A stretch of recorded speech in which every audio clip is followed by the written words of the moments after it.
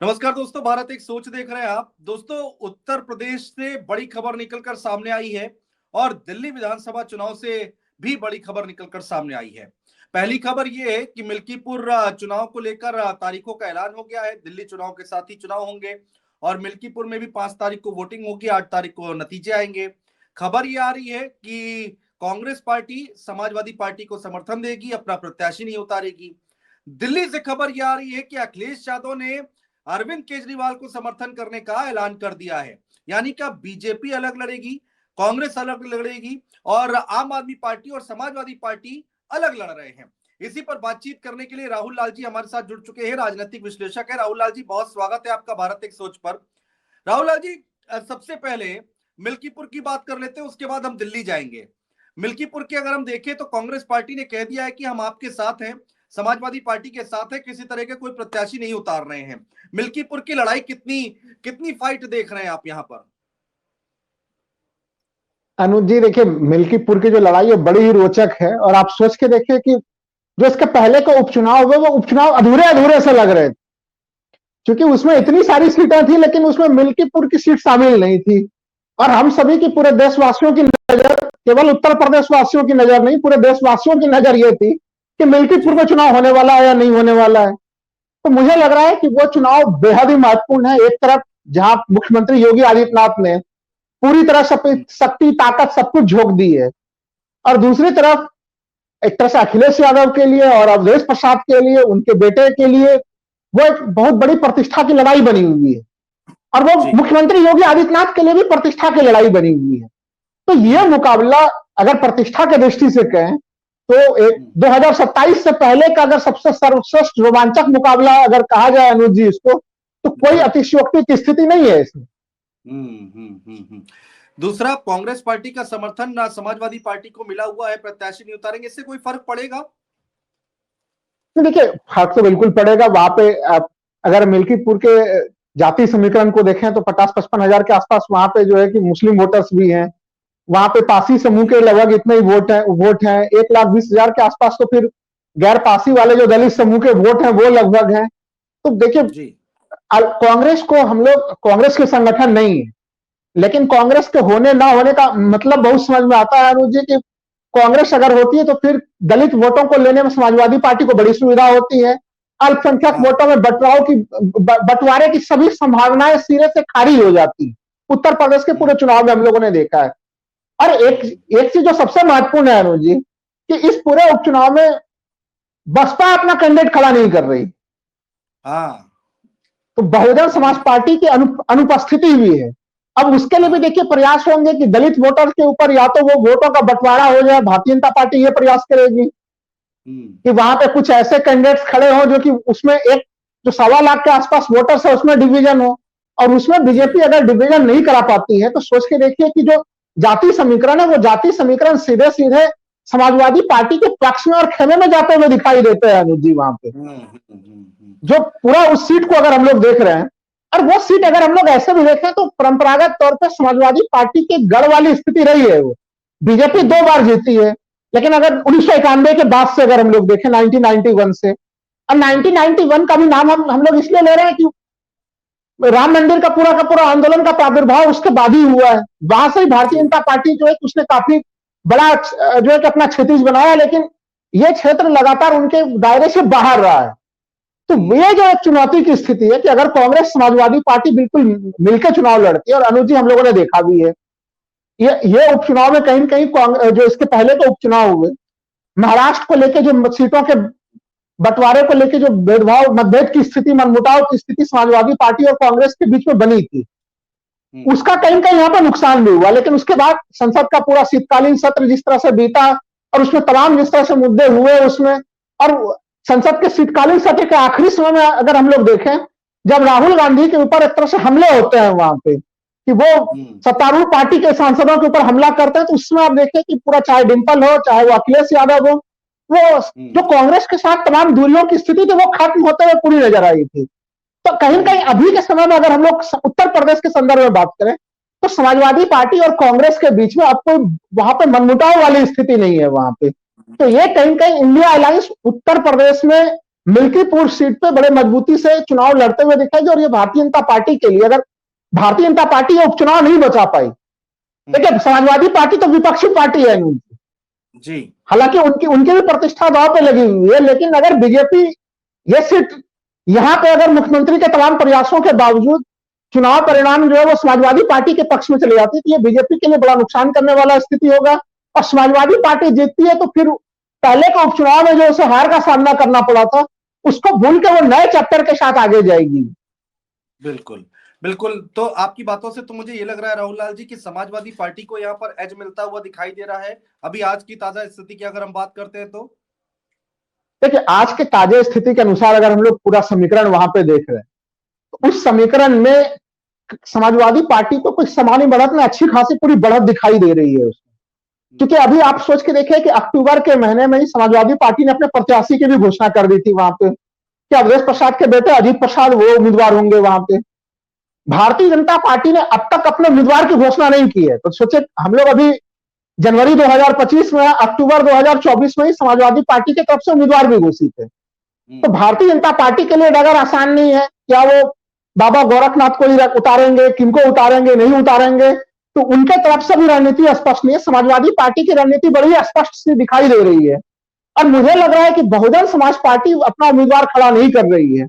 इससे इससे भी कहीं कहीं जो इंडिया अलायंस की स्थिति है वो मजबूत हुई है। नहीं तो वो वोट अगर उनके खेमे में कुछ वोट अगर वो काट लेते हैं वो, तो फिर वो कहीं कहीं इन्हीं को नुकसान होने की स्थिति होती है अनुज जी। तो वो अब दाव पेच क्या होगा, वो 1.25 लाख वोटों वाला दाव पेच, भारतीय जनता पार्टी उसके लिए क्या दाव पेच चलती है, वो सबसे महत्वपूर्ण प्रकरण है यहाँ पे। देखिए मुस्लिम यादव वोटों में कोई विशेष दिक्कत नहीं, पासी वोटों में कोई विशेष दिक्कत की स्थिति नहीं है।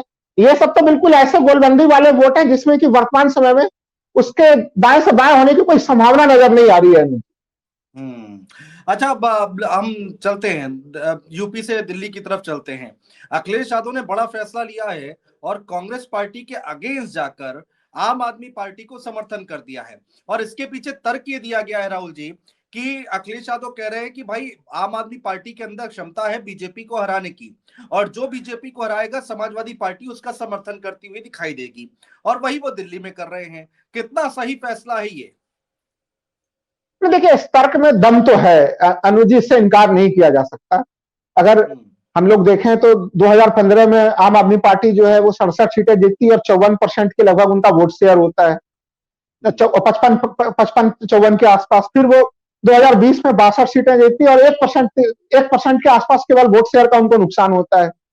तो इस समय अभी भी दिल्ली में कौन ज्यादा मजबूत है, कांग्रेस ज्यादा मजबूत है या फिर अगर आम आदमी पार्टी ज्यादा मजबूत है, तो ये कोई रॉकेट साइंस वाली स्थिति नहीं है अनुज।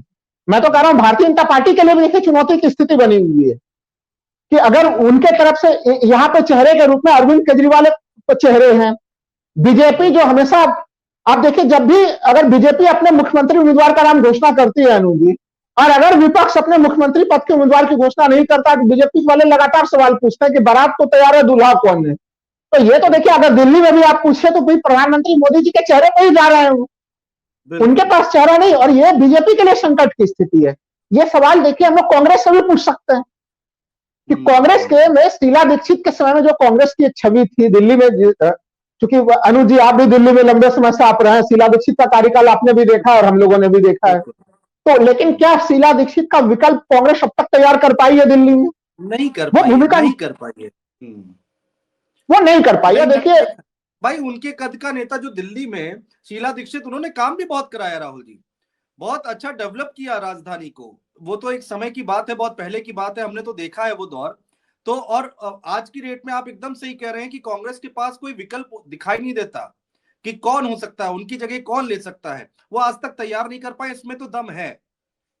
तो इसलिए जो ये निर्णय है वो निर्णय सही दिख रहा है। और देखिए राजनीति में कई चीजें अनुज जी खुल के नहीं कही जाती है। तो अभी दिल्ली के चुनाव के दावपेच बाकी हैं, लेकिन मैं डंके के चोट पे कह सकता हूं यहाँ पे विश्लेषण करते हुए दिल्ली के राजनीति को, दो उदाहरण दर्शकों के सामने में रखना चाहूंगा। एक तो 2020 का दिल्ली विधानसभा चुनाव का उदाहरण और 2021 का पश्चिम बंगाल विधानसभा चुनाव का उदाहरण। अनुज जी आप दिल्ली में तो आप थे ही, पश्चिम बंगाल के जमीन से आप भी वाकिफ थे, वहां के उस विधानसभा चुनाव को आपने भी करीब से देखा था। ये दोनों विधानसभा चुनाव को रखे, दिल्ली में अगर कांग्रेस बहुत मजबूती से चुनाव 2020 में भी लड़ती, तो वो चुनाव में वो उनको 4% वोट शेयर पे आ गई थी। अगर वो कांग्रेस 10% वोट शेयर के आसपास का वोट शेयर ले आती तो भारतीय जनता पार्टी का रास्ता 2020 में ही खुल जाता। लेकिन कहीं न कहीं पूरे चुनाव कैंपेन के दरमियान में कांग्रेस चुनाव लड़ भी रही थी अनुज जी, लेकिन वो चुनाव बड़े स्पेसिफिक कुछ सीटों पर लड़ रही थी। दिल्ली में चुनाव प्रचार कांग्रेस का कहीं आप खोजते तो भी आपको दिखाई नहीं देता। और भारतीय जनता पार्टी के खेमे में बड़ी एक बेचैनी की स्थिति आ गई थी कि कांग्रेस के चुनाव प्रचार में एनर्जी तो नहीं दिखाई दे रही है। तो वो एक ऐसी स्थिति थी कि वो साइलेंट हो गई थी कांग्रेस, और कांग्रेस ने साइलेंट होकर वो अपने वोटर सीधे सीधे उधार दे दिए और मामला बिल्कुल द्विपक्षीय रहा। और ये चीजें अगर हम लोग देखें, कांग्रेस और वामपंथी पार्टियां मिलकर 2021 का चुनाव लड़ती हैं। वो ब्रिगेड मैदान में एक बड़ी सी रैली होती है, लेकिन उसके बाद कोई रैली नहीं होती इनकी। और वहां पर भी आप देखिए कि चुनाव जो है वो सीधे सीधे इन्होंने अपने वोट बैंक को पर्दे के पीछे से सीधे खिसका के वो टीएमसी की तरफ पहुंचा दिया, और पूरा चुनाव टीएमसी बनाम जो है। तो दिल्ली में जो परिस्थिति है, हमें लग रहा है कि जो निर्णय इन्होंने लिया, उस निर्णय के 2-3 कारण हैं। समाजवादी पार्टी अब कोई छोटी पार्टी नहीं है अनुज जी। 2024 लोकसभा चुनाव के बाद से वो विपक्ष में कांग्रेस के बाद की दूसरी सबसे बड़ी पार्टी है, और देश की भारतीय जनता पार्टी को अगर जोड़ लें तो देश की तीसरी सबसे बड़ी पार्टी है वो। तो इंडिया अलायंस में उसका महत्व क्या है, उनके किस तरह के व्यक्तिगत संबंध उनके अरविंद केजरीवाल के साथ है, उनके व्यक्तिगत संबंध ममता बनर्जी के साथ किस रूप में है। लोकसभा चुनाव में आपने देखा, हम लोगों ने देखा भी कि तृणमूल कांग्रेस के सिंबल से जो है कि यहां पर चुनाव भी लड़ा गया, तमाम आलोचनाएं हो रही थी उस समय। तो देखिए, जो सियासी समीकरण है, कहीं ना कहीं अखिलेश जी को यह भी चीज लग रहा है कि एक तो उनका अपना राष्ट्रीय छवि किस रूप में और वृद्धि हो, वो किस प्रकार से इंडिया अलायंस में अपने महत्व को बढ़ा सकते हैं, वो चीज। और काफी प्रैक्टिकल मामला है कि दिल्ली में आम आदमी पार्टी ही मुख्य, यहां पे जो है कि चुनावी इंडिया अलायंस की तरफ से अगर कोई लड़ रहा है तो वो आम आदमी पार्टी ही है। और अभी इस समय दिल्ली के चुनाव को अगर आप बीजेपी के लोगों से भी आज के डेट पर अगर हम लोग पूछें तो बीजेपी के लोग भी ऑफ द रिकॉर्ड स्वीकार कर रहे हैं कि अभी तक आम आदमी पार्टी की बिल्कुल मजबूती से हवा बनी हुई है, और वो भी अगर निर्भर है कि कांग्रेस का इस बार 2020 की तरह लड़ेगी या फिर कांग्रेस काफी मजबूती से लड़ेगी। बीजेपी वालों का ध्यान भी इसी के ऊपर निर्भर है कि कांग्रेस बहुत मजबूती से लड़ जाए और कुछ वोटों में बंटवारा हो जाए, बीजेपी को फायदा हो जाए। ठीक बात है। तो उस दृष्टि से जो इन्होंने निर्णय लिया है अखिलेश यादव ने, समाजवादी पार्टी ने, वो निर्णय मैं मानता हूं कि परिपक्व निर्णय है दोनों दृष्टियों से। इंडिया अलायंस में आखिर में सवाल है राहुल जी मेरा कि क्या अब आगे आने वाले वक्त में दिल्ली में जो निर्णय लिया है अखिलेश यादव ने, उसका असर क्या यूपी की राजनीति पर पड़ता हुआ दिखाई देगा 27 के चुनाव में? देखिए, 27 के चुनाव में जैसे जैसे वो परिपक्व निर्णय ले रहे हैं वो, तो 27 के चुनाव का तो इसका बिल्कुल प्रभाव पड़ेगा ही। क्योंकि देखिए, जो उत्तर प्रदेश में जो अल्पसंख्यक वोटर्स हैं वो अखिलेश जी की गतिविधियों पर बड़े बारीकी से नजर रखें कि राष्ट्रीय स्तर पर वो क्या फैसला लेते हैं, क्या कहीं भूल चूक से भी उनके ऊपर बी टीम वाला कोई मुहर लगने वाला तो नहीं है कि भारतीय जनता पार्टी का बी टीम जैसी कोई स्थिति बन जाए। ऐसा कहीं से भी 1% भी कोई गुंजाइश बनी तो फिर वो वोटर छिटक जाएंगे अनुज जी। तो हमें नहीं लग रहा कि, आपसे जानना चाह रहा था राहुल जी कि क्या अखिलेश यादव और राहुल गांधी के रिश्तों को लेकर क्या यूपी की राजनीति पर कोई असर पड़ेगा दिल्ली के इस फैसले के बाद? मुझे नहीं लग रहा। देखिए, मैंने इसलिए अनुज जी पहले ये पक्ष रखा कि कांग्रेस इस चुनाव को किस रूप में लड़ती है। देखिए, अभी चूंकि कल इलेक्शन कमीशन ऑफ इंडिया ने घोषणा की है, कांग्रेस के बाकी उन 48 कैंडिडेट कांग्रेस ने अपने दे दिए, घोषित कर दिए हैं, तो 29 कैंडिडेट बीजेपी की तरफ से। तो आगे पूरा कैंपेन किस रूप में जाता है, क्या कांग्रेस वाकई बहुत गंभीरता के साथ चुनाव को लड़ती है तो फिर वो, तो ये एक समीकरण को देखना पड़ेगा कि कांग्रेस की रणनीति क्या है दिल्ली को लेकर।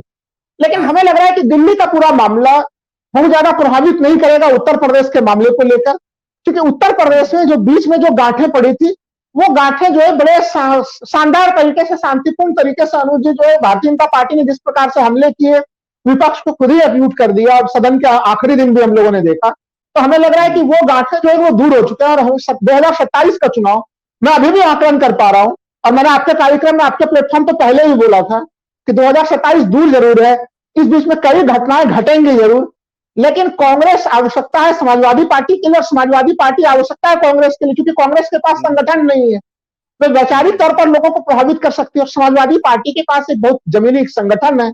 तो दोनों के कॉम्बिनेशन से एक विन विन फॉर्मूला 2024 में बना है, वो 2027 में भी बनने की पूरी संभावना है उसकी। बिल्कुल बिल्कुल राहुल जी, बहुत शुक्रिया हमारे साथ जुड़ने के लिए, तमाम बातचीत करने के लिए, चर्चा करने के लिए बहुत शुक्रिया।